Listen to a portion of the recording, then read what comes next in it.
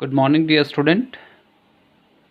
Day before yesterday, I had taught you about the conservation of angular momentum and its importance, where I had told you that unless no external torque is applied, the angular momentum, which is being represented by capital L, that will remain constant.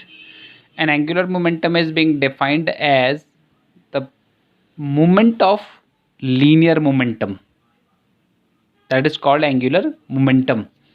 But today I am telling to you about the angular impulse, as we have studied about the linear impulse. So angular impulse J is being represented, or J is defined as the product of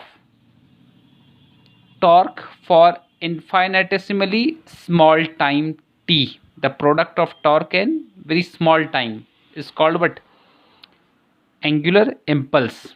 Or for any interval of time, I can represent it at torque, rotational motion, force, torque into dt, limit t1 to tt, t2. Understood? But same from the definition of torque. You know, torque is equal to rate of change of angular momentum. Torque is equal to dl upon dt. So from here, what can I write? Torque into dt is called what? dl.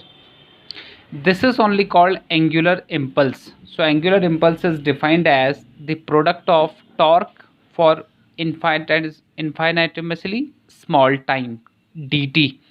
This is only called change in angular momentum.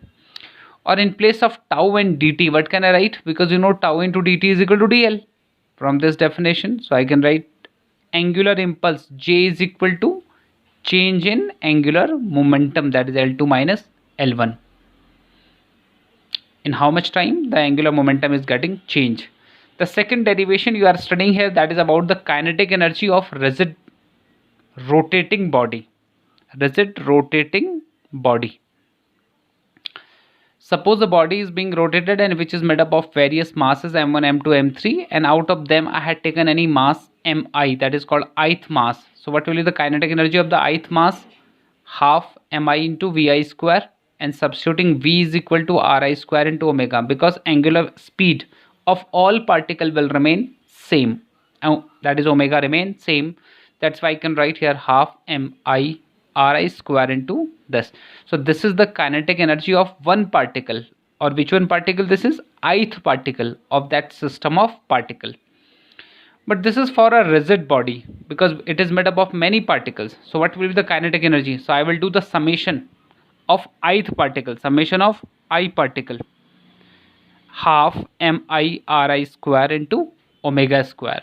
So whatever is constant, so I will take it out. 1 upon 2 is constant. So what is left? Sigma I mi into ri square into omega. You know what is sigma mi into ri square? That is called moment of inertia I, which is being represented by all I had explained to you earlier, I. So what is the kinetic energy of rotation? That is kinetic energy of rotation is equal to half I into omega square, which is similar to half mv square.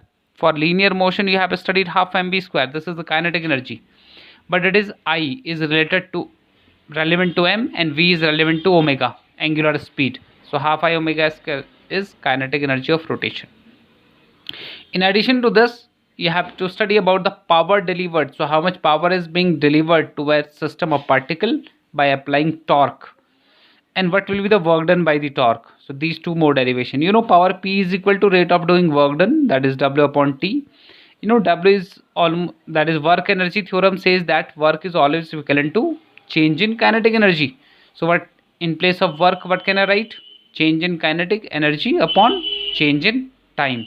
So for very small impact or power, that is dk upon dt, but substituting the value of k is equal to half I omega square. So 1 upon 2 is constant, so I will take it out. I, moment of inertia, I is also constant, so differentiating this with respect to t, so that will become omega into d omega upon dt. What is d omega upon dt? This is the integration formula here. D omega upon dt is equal to called alpha. Rate of change of angular velocity is called alpha. So I omega into alpha. But you know I into alpha is equal to torque. So this is power. Instantaneous power is equal to constant torque into angular speed omega.